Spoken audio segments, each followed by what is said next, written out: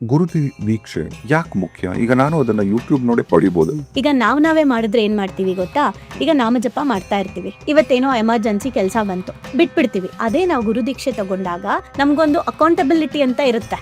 So ಭಕ್ತಿ and ಜ್ಞಾನ ಎರಡೂ ಈಕ್ವಲ್ ಆಗಿ ನಾವು ನಮ್ಮ ಲೈಫಲ್ಲಿ ಅಪ್ಲೈ ಮಾಡ್ಕೊಂಡ್ರೆ ಎಲ್ಲಾ ಕ್ಷೇತ್ರದಲ್ಲೂ ನೀವು ಖಂಡಿತ ಬೆಳಿತೀರಾ. ತುಂಬಾ ಜನ ಭಕ್ತಿ ಮಾರ್ಗಕ್ಕೆ ಹೋದ್ರೆ ನಾವೆಲ್ಲ ಬಿಟ್ಬಿಡ್ತೀವಿ ಅನ್ಕೊಂಡ್ರೆ ಖಂಡಿತ ಇಲ್ಲ.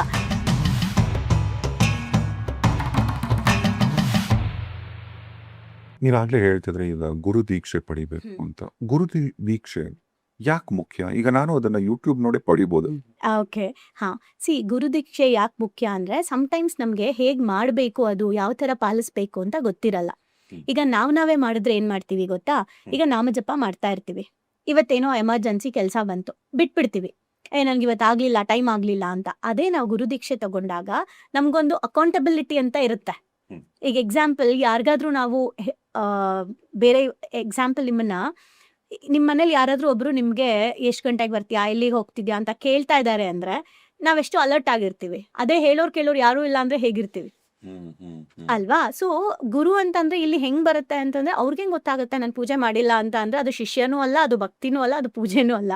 ನಿಜವಾಗ್ಲೂ ಗುರುದೀಕ್ಷೆ ತಗೊಂಡಾಗ ಇಂಥ ದಿನ, ಇಷ್ಟು ದಿನಗಳ ಕಾಲ, ಇಷ್ಟು ಸಮಯದ ಕಾಲ ನಾನು ಎಂತಹದ್ದೇ ಪರಿಸ್ಥಿತಿಯಲ್ಲೂ ಕೂಡ ಇವತ್ತಿನ ದಿನದ ಅನುಷ್ಠಾನ ಮಿಸ್ ಮಾಡಲ್ಲ. ಅಕೌಂಟಬಿಲಿಟಿ ಇರುತ್ತೆ, ರೆಸ್ಪಾನ್ಸಿಬಿಲಿಟಿ ಜಾಸ್ತಿ ಇರುತ್ತೆ. ಇಲ್ಲಿ ಕೆಲವೊಂದು ಟೈಮ್ ನೆಗ್ಲೆಕ್ಟ್ ಮಾಡೋ ಚಾನ್ಸಸ್ ಇರುತ್ತೆ ನಾವೇ ನಾಮಜಪ ಮಾಡಬೇಕಾದ್ರೆ. ಬಟ್ ಗುರುದೀಕ್ಷೆ ತಗೊಂಡಾಗ ರೆಸ್ಪಾನ್ಸಿಬಿಲಿಟಿ ಜಾಸ್ತಿ ಇರುತ್ತೆ, ಮಾಡಬೇಕು ಅಂತ ಇರುತ್ತೆ.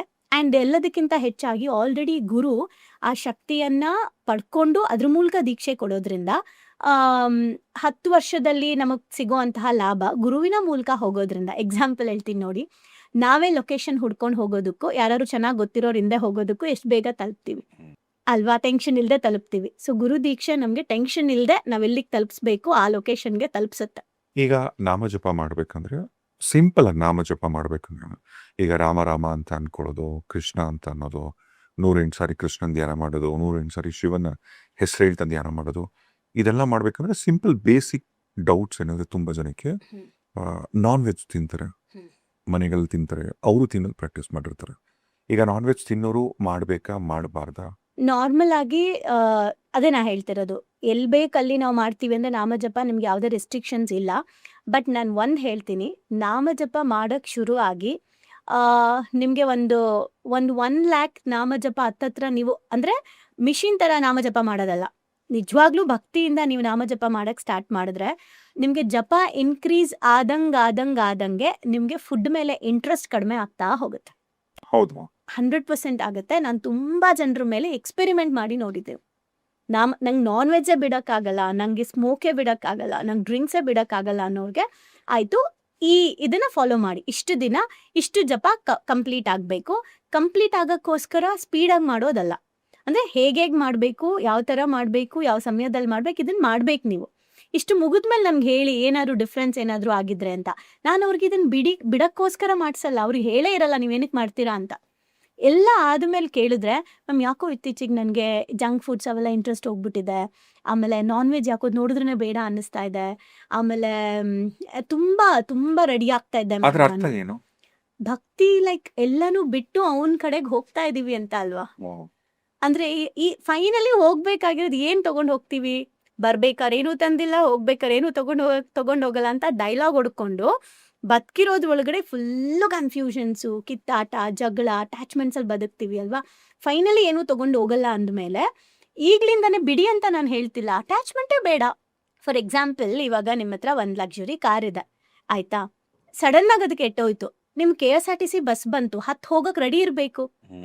ಯಾರದೆಲ್ಲ ಮಾಡ್ತಾರೆ ಅಂದ್ರೆ ಭಕ್ತಿ ಇದ್ದವರು, ಜ್ಞಾನ ಮಾತ್ರ ಅಲ್ಲ, ಯಾರಲ್ಲಿ ಭಕ್ತಿ ಭಾವ ಇರುತ್ತೆ.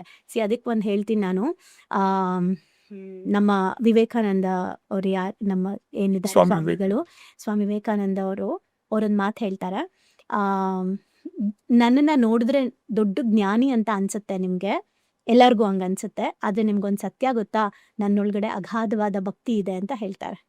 ಅವ್ರನ್ನ ನೋಡಿದ್ರೆ ಜ್ಞಾನ ಅನ್ಸುತ್ತೆ, ಬಟ್ ನನ್ನ ಅಂತರಂಗದಲ್ಲಿ ಭಕ್ತಿ ಇದೆ. ರಾಮಕೃಷ್ಣ ಪರಮಹಂಸರನ್ನ ನೋಡಿದ್ರೆ, ನನ್ನ ಗುರುಗಳನ್ನ ನೋಡಿದ್ರೆ ನಿಮ್ಗೆ ಭಕ್ತಿ ಅನ್ಸುತ್ತೆ, ಆದ್ರೆ ಅವರಲ್ಲಿ ಅಗಾಧವಾದ ಜ್ಞಾನ ಇದೆ ಅಂತಾರೆ.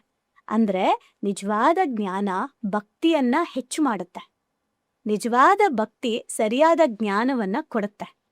ಸೊ ಭಕ್ತಿ ಅಂಡ್ ಜ್ಞಾನ ಎರಡೂ ಈಕ್ವಲ್ ಆಗಿ ನಾವು ನಮ್ಮ ಲೈಫಲ್ಲಿ ಅಪ್ಲೈ ಮಾಡ್ಕೊಂಡ್ರೆ ಎಲ್ಲಾ ಕ್ಷೇತ್ರದಲ್ಲೂ ನೀವು ಖಂಡಿತ ಬೆಳಿತೀರಾ, ಯಾವುದಕ್ಕೂ ಅಟ್ಯಾಚ್ ಆಗಲ್ಲ, ಸಕ್ಸಸ್ಫುಲ್ ಆಗ್ತೀರಾ. ನೀವು ಬಿಸ್ನೆಸ್ ಅಲ್ಲಿ ಸಕ್ಸಸ್ ಆಗ್ಬೇಕಾ, ಭಕ್ತಿ ಅಂಡ್ ಜ್ಞಾನ. ತುಂಬಾ ಜನ ಭಕ್ತಿ ಮಾರ್ಗಕ್ಕೆ ಹೋದ್ರೆ ನಾವೆಲ್ಲ ಬಿಟ್ಬಿಡ್ತೀವಿ ಅನ್ಕೊಂಡ್ರೆ ಖಂಡಿತ ಇಲ್ಲ. ನೀವು ನಾಮ ಜಪ ಮಾಡಿ ನೋಡಿ, ನಿಮ್ ಬಿಸ್ನೆಸ್ ಯಾವ ಲೆವೆಲ್ ಗ್ರೋತ್ ಆಗುತ್ತೆ ಅಂತ ಗೊತ್ತಾಗುತ್ತೆ. ಬಟ್ ಗ್ರೋತ್ ಆಗಕ್ಕೋಸ್ಕರ ನಾಮ ಜಪ ಮಾಡಬೇಡಿ, ಅದು ಇರ್ಬೇಕು ಅಂದ್ರೆ ಅಂದ್ರೆ ಸರೆಂಡರ್ ಆಗ್ಬಿಡಿ. ಸರೆಂಡರ್ ಅಷ್ಟೇ. ನೀವೆಲ್ಲ ಕೃಷ್ಣ ಕೌರವರಿಗೆ ಆಯ್ತಾ, ಅವ್ರಿಗೂ ಆಪ್ಷನ್ ಇತ್ತು, ನಿಂಗೆ ಕೃಷ್ಣ ಬೇಕಾ ಇಷ್ಟು ಸೈನ್ಯ ಬೇಕಾ ಅಂದಾಗ ದುರ್ಯೋಧನ ಕೃಷ್ಣನೊಬ್ಬರನ್ನ ಸೆಲೆಕ್ಟ್ ಮಾಡ್ಬೋದಿತ್ತು ಅಲ್ವಾ. ಹಂಗೆ ಇವತ್ ನಾವೇನ್ ಮಾಡ್ತಾ ಇದೀವಿ, ಆ ಬಿಸ್ನೆಸ್ಸು, ಆ ಮೋಟಿವೇಶನ್ ಕ್ಲಾಸು, ಈ ಕ್ಲಾಸು ಅದನ್ನ ಮಾಡ್ತಾ ಇದೀವಿ. ಕೃಷ್ಣ ಒಬ್ಬನ್ನ ಅಂದ್ರೆ ಭಗವಂತ ಒಬ್ಬನ್ನ ನಾವ್ ಇಟ್ಕೊಂಡ್ರೆ ಎಲ್ಲಾ ಮೋಟಿವೇಶನ್ ಸ್ಪೀಕರ್ ಅಲ್ಲೇ ಇರ್ತಾರೆ. ನಮ್ ಲೈಫಲ್ಲಿ ಏನಾಗ್ಬೇಕು ಎಲ್ಲ ಆಗುತ್ತೆ. ಭಗವಂತಾನೇ ನಿನ್ ಪರ ನಿಂತ ಮೇಲೆ ಹೌದು. ಅದಕ್ಕೆ ಏನ್ ಹೇಳ್ತಾರೆ, ಜನ ಬಲ ನಿಮ್ಗೆ ಇಲ್ಲ ಅಂದ್ರೂ ಚಿಂತೆ ಮಾಡಬೇಡಿ, ಧನ ಬಲ ಇಲ್ಲ ಅಂದ್ರೂ ಚಿಂತೆ ಮಾಡಬೇಡಿ, ಆದ್ರೆ ದೈವ ಬಲಕ್ಕೋಸ್ಕರ ಶ್ರಮ ಹಾಕಿ ಅಂತ. ಅದು ಒಂದಿದ್ರೆ ಸಾಕು, ನಿಮ್ಗೆಲ್ಲ ಹುಡ್ಕೊಂಡ್ ಬರುತ್ತೆ, ತಾನಾಗೆ ಹುಡ್ಕೊಂಡ್ ಬರುತ್ತೆ. ಇವತ್ ನೋಡಿ ಎಷ್ಟೊಂದ್ ಜನ ಸನ್ಯಾಸತ್ವ ತಗೊಂಡಿರೋರು ಅಥವಾ ಗುರುಗಳು ಆಕ್ಚುಲ್ ಆಗಿ ಅವರೆಲ್ಲರೂ ಚೆನ್ನಾಗೇ ಇದ್ದಾರೆ, ಕೋಟಿ ಕೋಟಿ ದುಡ್ಡಿದೆ ಅವ್ರ ಹತ್ರ, ಆದ್ರೆ ಅವ್ರಿಗೆ ಅದು ಯಾವುದು ಬೇಡ, ಆದ್ರೂ ಅವ್ರ ಹತ್ರ ಇದೆ. ನಾನ್ ಜಸ್ಟ್ ನೀವು ನೋಡಿ ಅಂತ ಹೇಳ್ದೆ. ಹಂಗಂತ ಇವಾಗ ತುಂಬಾ ಜನ ಏನ್ ಮಾಡ್ತಾರೆ ಗೊತ್ತಾ, ಮಠ ಕಟ್ಕೊಂಡು ದುಡ್ಡು ಮಾಡ್ತಾ ಇದ್ದಾನೆ, ನೀನು ಕಟ್ಟು, ನಿಂಗ್ ಶಕ್ತಿ ಇದ್ರೆ.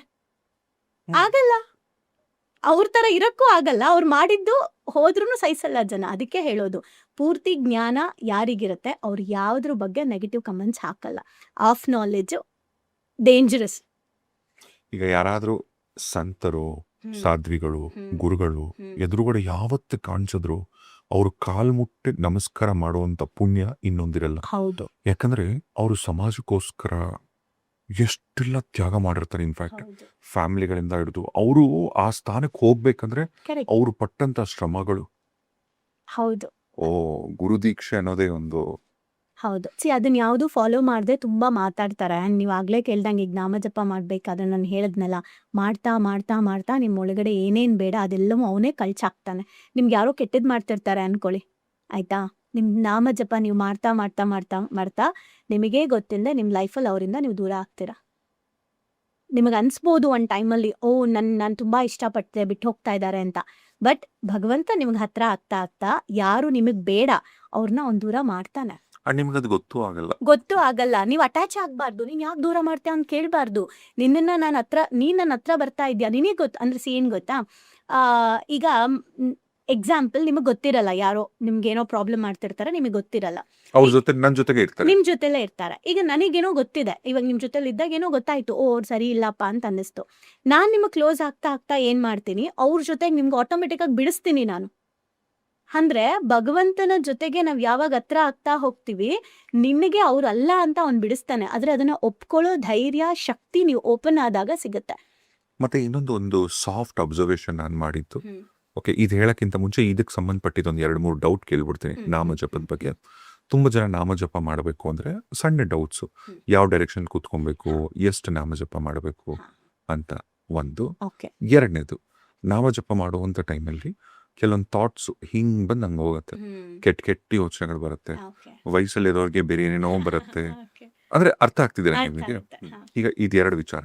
ಓಕೆ, ಮೊದಲನೇದು ನಾಮ ಜಪ ಶಾಸ್ತ್ರಗಳ ಪ್ರಕಾರ ಹೇಳೋದಾದ್ರೂ ಕೂಡ ಪೂರ್ವ ಕಡೆ ಕುತ್ಕೊಂಡು ಮಾಡೋದ್ರಿಂದ ಸೂರ್ಯ ಉದಯ ಹೇಗಾಗತ್ತೋ ನಾವು ಕೂಡ ಬೆಳವಣಿಗೆ ಆಗುತ್ತೆ, ಅದೊಂದು ಚೇತನ ಕೊಡುತ್ತೆ ಅಂತ. ಇನ್ನ ಉತ್ತರ ಕಡೆ ಕುತ್ಕೊಂಡು ಮಾಡ್ಬೇಕು ಅಂತ ಹೇಳ್ತಾರೆ. ಓಕೆ, ಇದು ನಾರ್ಮಲಿ ನೀವು ಪ್ರಾಕ್ಟೀಸ್ ಮಾಡ್ತೀರಾ ಅಂದ್ರೆ, ಮತ್ತೆ ಹೇಳ್ತಾ ಇದ್ದೀನಿ, ನೀವು ಕೂತ್ಕೊಂಡು ಒಂದೇ ಜಾಗದಲ್ಲಿ ಅನುಷ್ಠಾನಗಳ ತರ ಅಥವಾ ದಿನಾ ಬೆಳಗ್ಗೆ ಆಫೀಸ್ಗೆ ಹೋಗಕ್ ಮುಂಚೆ, ಕಾಲೇಜ್ಗೆ ಹೋಗಕ್ ಮುಂಚೆ, ಸ್ಕೂಲ್ಗೆ ಹೋಗಕ್ ಮುಂಚೆ ದೇವ್ರ ಮನೇಲಿ ಕೂತ್ಕೊಂಡು ಜಪ ಮಾಡ್ತೀರಾ ಅಂತಂದ್ರೆ ಇದನ್ನ ಫಾಲೋ ಮಾಡ್ಬೇಕು. ಇಲ್ಲ ನೀವು ಹೋಗ್ಬೇಕಾದ್ರಲ್ಲ, ಆಮೇಲೆ ನೀವು ರೋಡಲ್ಲಿ ಹೋಗ್ಬೇಕಲ್ಲ, ಮತ್ತೆ ಪೂರ್ವ ದಿಕ್ಕಿಗೆ ತಿರ್ಕೊಂಡು ಹೋಗ್ಬಾರ್ದು. ಸೊ ಹಂಗೂ ಅಯ್ಯೋ ನಾನು ಜಪ ಮಾಡ್ತಿಲ್ಲ ಮ್ಯಾಮ್ ಯಾಕಂದ್ರೆ ನಾನು ಪೂರ್ವ ಕಡೆ ಮುಖ ಮಾಡಲ್ಲ ಅನ್ಬಿಡ್ತಾರೆ. ನೀವು ಅಲ್ಲಿ ಕೂತು ಮಾಡ್ಬೇಕಾದ್ರೆ ಮಾತ್ರ ಹಂಗ್ ಮಾಡ್ಬೇಕು. ಒಂದು ಪೂರ್ವ ಉತ್ತರ. ಎಷ್ಟು ಬಾರಿ ಮಾಡ್ಬೇಕು ಅಂದ್ರೆ 108 ಆದ್ರೂ ಮಿನಿಮಮ್ ಮಾಡಿ ಅಂತ ಸಜೆಸ್ಟ್ ಮಾಡ್ತಾರೆ. ಇಲ್ಲ ಅಂದ್ರೆ 108 ಏನು ಮಣಿ ಏನಿದೆ, ನಮ್ಮ ಜಪಮಾಲೆ ಏನಿದೆ ಅದನ್ನ 5 ಬಾರಿ ಅಥವಾ 16 ಬಾರಿ ಆ ತರ ಇಟ್ಕೊಂಡು ಮಾಡ್ಬೋದು. ಇಲ್ಲ ಅಂದ್ರೆ ಅಟ್ಲೀಸ್ಟ್ 108 ಟೈಮ್ಸ್ ಬೆಳಗ್ಗೆ ಎದ್ದು ದೇವ್ರ ಮನೇಲಿ ಕೂತ್ಕೊಂಡು 108 ಟೈಮ್ಸ್ ಆದ್ರೂ ಜಪ ಮಾಡ್ಬಿಟ್ಟು ಹೋದರೆ ಒಳ್ಳೆಯದು. ಅಟ್ಲೀಸ್ಟ್ ಅಲ್ಲಿಂದ ಶುರು ಮಾಡಿ ಅಂತ. ಇನ್ನು ಎಷ್ಟು ಮಾಡ್ಬೋದು ಅಂತಂದರೆ, ನೀವು ಎಷ್ಟಾದರೂ ಮಾಡ್ಬೋದು. ಲಕ್ಷ ಆದರೂ ಮಾಡ್ಬೋದು, 10 ಲಕ್ಷ ಆದರೂ ಮಾಡ್ಬೋದು. ನೀವು ಎಷ್ಟು ಇನ್ಕ್ರೀಸ್ ಮಾಡ್ಬೇಕು ಅನ್ಸುತ್ತೆ ಅಷ್ಟು ಇನ್ಕ್ರೀಸ್ ಮಾಡ್ಬೋದು. ನಾನು ರೀಸೆಂಟಾಗಿ ವೃಂದಾವನಿಗೆ ಹೋಗಿದ್ದಾಗ ಗೋವರ್ಧನಗಿರಿ ಪರಿಕ್ರಮಕ್ಕೆ ಹೋದಾಗ ಅಲ್ಲಿ ಒಂದು ಸಣ್ಣ ಬ್ಯಾಗ್ ಒಳಗೆ ತುಳಸಿ ತುಳಸಿ ಮಾಲೆ. ಮಾಲೆ. ಎಷ್ಟು ಚೆನ್ನಾಗಿ ಇದು ಫಸ್ಟ್ ಎತ್ಕೊಂಡಾಗ ನಾನು ಅಯ್ಯೋ ಒಂಥರ ಅನ್ಸಲ್ವಾ ತುಳಸಿ ಮಾಲೆ ಆ ಬ್ಯಾಗ್ ಒಳಗಡೆ ತುಳಸಿ ಮಾಲೆ ಇಟ್ಬಿಟ್ಟು ಜಪ ಮಾಡ್ಕೊಂಡು ಹೆಂಗಂತ ನೋಡಿದ್ರೆ ಅಲ್ಲಿರೋರು ಎಲ್ಲರೂ ಅಷ್ಟೇ, ಮಾಡ್ತಾ ಎಲ್ಲರೂ ಇದ್ದಾರೆ. ಕ್ಯಾರಿ ಮಾಡ್ತಾರೆ. ಹೌದು ಹೌದು. ಅದ್ಭುತ. ಅದೊಂದು. ಎರಡನೇದು, ತುಂಬಾ ಜನಕ್ಕೆ ನಾಮಜಪ ಮಾಡಕ್ ಕುತ್ಕೊಂಡಾಗ ಥಾಟ್ಸ್. ಥಾಟ್ಸ್ಗಳು, ಕೆಲವ್ರಿಗೆ ಅಶ್ಲೀಲವಾದಂಥ ದೃಶ್ಯಗಳು ಕಾಣಿಸುತ್ತೆ, ಕೆಲವರಿಗೆ ಕೆಟ್ಟ ಕೆಟ್ಟ ಸಂಭಾಷಣೆಗಳು ಕೇಳಿಸುತ್ತೆ. ಅಂದ್ರೆ ಮೈಂಡ್ ಡೈವರ್ಟ್ ಆಗ್ತದೆ. ಡೈವರ್ಟ್ ಆಗುತ್ತೆ. ಧ್ಯಾನ ಮಾಡಬೇಕಾದ್ರೂ ಈ ಥರ ಆಗುತ್ತೆ. ಏನಾದರೂ ಒಂದು ಯೋಚನೆ ಓಡ್ತಾನೆ ಇರುತ್ತೆ. ನಾಮಜಪ ಮಾಡಬೇಕಾದ್ರೂ ಬರುತ್ತೆ. ಅದು ಯಾಕೆ ಬುಕ್ ಓದಬೇಕಾದ್ರೂ ಬರುತ್ತೆ. ನಾವೇನು ಮಾಡ್ತಿದ್ರು ಆ ಥಾಟ್ಸ್ ಅಂತೂ ನಾನ್ ಸ್ಟಾಪ್ ರನ್ನಿಂಗ್. ಅದು ಸಿಗ್ನಲ್ ಇಲ್ಲದೆ ಇರೋವಂಥ ಯಾವುದಾದ್ರೂ ಟ್ರಾಫಿಕ್ ಇದೆ ಅಂದರೆ ಅದು ಥಾಟ್ಸೇ. ನಮ್ಮ ತಲೆಯಲ್ಲಿರೋ ಆಲೋಚನೆಗಳಿಗೆ ಸಿಗ್ನಲ್ಲೇ ಇಲ್ಲ, ಅದು ಓಡಾಡ್ತಾ ಇರುತ್ತೆ. ಅದಕ್ಕೆ ಸಿಗ್ನಲ್ ಆ್ಯಂಡ್ ಟ್ರಾಫಿಕ್ ಪೊಲೀಸ್ ಯಾರು ಅಂತ ಅಂದರೆ ಎಗೇನ್ ಪ್ರಾಕ್ಟೀಸ್. ನಾವೇ ಪ್ರಾಕ್ಟೀಸ್ ಮಾಡಬೇಕು. ಫಸ್ಟ್ ಥಿಂಗ್ ಏನಂದರೆ, ಒಂದು ಜೋರಾಗಿ ನಾಮಜಪ ಪಠಿಸೋದು. ಆಯಿತಾ? ಯಾರಿಗೆ ಥಾಟ್ಸ್ ಜಾಸ್ತಿ ಇದೆ ಅವರು ಜೋರಾಗಿ ನಾಮಜಪ ಹೇಳ್ಬೋದು. ಸೌಂಡ್ ಐ ಮೀನ್ ಏನಾದರೂ ನೀವು ಪ್ಲೇ ಮಾಡಿಕೊಂಡು ಮೊಬೈಲಲ್ಲಾದರೂ ಸರಿ ಪ್ಲೇ ಮಾಡ್ಕೊಂಡು ಸ್ಪೀಕರ್ಗೆ ಹಾಕೊಂಡು ಅದ್ರ ಜೊತೆಗೂ ಕೂಡ ನೀವು ಜೋರಾಗಿ ಹೇಳೋದ್ರಿಂದ ನಿಮ್ಮ ವಾಯ್ಸ್ ನೀವೇ ಕೇಳಿಸ್ಕೊಳ್ಳೋದ್ರಿಂದ ಥಾಟ್ಸ್ ಕಡಿಮೆ ಆಗುತ್ತೆ. ಇದು ಫಸ್ಟ್ ಇನಿಷಿಯಲ್ ಸ್ಟಾರ್ಟ್ ಮಾಡಬೇಕಾಗಿರೋದು. ನೆಕ್ಸ್ಟ್ ಬಂದುಬಿಟ್ಟು ಪಿಸು ಧ್ವನಿಯಲ್ಲಿ, ಅಂದರೆ ಹಂಗೆ ಜಸ್ಟ್ ನಿಮ್ಮ ತುಟಿ ಮಾತ್ರ ಇದಾಗ್ತಾ ಇರುತ್ತೆ, ಹಂಗೆ ಹೇಳುವಂಥದ್ದು ನೀವು ಶಿವ ಶಿವ ಶಿವ ಅಂತ. ಸೊ ನೆಕ್ಸ್ಟ್ ಬಂದು ಮನಸ್ಸಲ್ಲಿ ಅದು ಈಗ ಮೊದಲನೇದು ಎಲ್ಲರಿಗೂ ಕೇಳಿಸೋ ಹಾಗೆ ಆ. ರಾಮ್ ರಾಮ್ ರಾಮ್ ರಾಮ್ ಅಂತ ಹೇಳೋದು. ಎರಡನೇದು ರಾಮ್ ರಾಮ್ ರಾಮ್ ರಾಮ್ ಕೇಳಿಸ್ಬಾರ್ದು, ನಿಮ್ಮ ಪಿಸು ಧ್ವನಿ ನಿಮಗೆ ಮಾತ್ರ, ನಿಮ್ಮ ಕಿವಿಗೆ ಮಾತ್ರ ಅಂತ. ವಿಸ್ಪರಿಂಗ್ ತರ ವಿಸ್ಪರಿಂಗ್ ರಾಮ. ಇನ್ನೊಂದು ಮನಸ್ಸಲ್ಲಿ. ಅದಕ್ಕೆ ಏನು ಹೇಳ್ತಾರೆ ಗೊತ್ತಾ, ಲೈಕ್ ಏನು ಹೇಳ್ತಾರೆ ದೇವರು, ಈಗ ನೀರಲ್ಲಿ ನಿನಗೆ ಅಭಿಷೇಕ ಮಾಡಿದ್ರೆ ಮೀನು ಎಂಜಲ್ ಮಾಡಿಬಿಟ್ಟಿರುತ್ತೆ ನೀರನ್ನ, ಆಯಿತಾ? ಹಾಲನ್ನ ಅಭಿಷೇಕ ಮಾಡೋಕ್ಕೆ ಹೋದರೆ ಕರು ಎಂಜಲ್ ಮಾಡಿಬಿಟ್ಟಿರುತ್ತೆ. ಮಂತ್ರದಲ್ಲಿ ನಿನ್ನನ್ನು ನಾನು ಪೂಜೆ ಮಾಡೋಣ ಅಂತ ಹೋದರೆ ನಾನು ಎಂಜಲ್ ಆಗಿಬಿಟ್ಟಿರುತ್ತೆ ಮಂತ್ರದಲ್ಲಿ. ನಿನಗೆ ಶುದ್ಧಿ ಇರೋದು ನಾನು ಎಲ್ಲಿಂದ ತರಲಿ ಅಂದರೆ ಅದು ನನ್ನ ಆತ್ಮ ಮಾತ್ರ ಅಂತ. ಸೊ ನನ್ನ ಆತ್ಮದಿಂದ ಭಗವಂತನ ನಾನು ಆ ಭಾವನೆಯಿಂದ ಹೋದರೆ ಭಕ್ತಿ ಖಂಡಿತ ಡೆವಲಪ್ ಆಗುತ್ತೆ. ಆ್ಯಂಡ್ ಅದ್ರ ಎನರ್ಜಿನೇ ಬೇರೆ.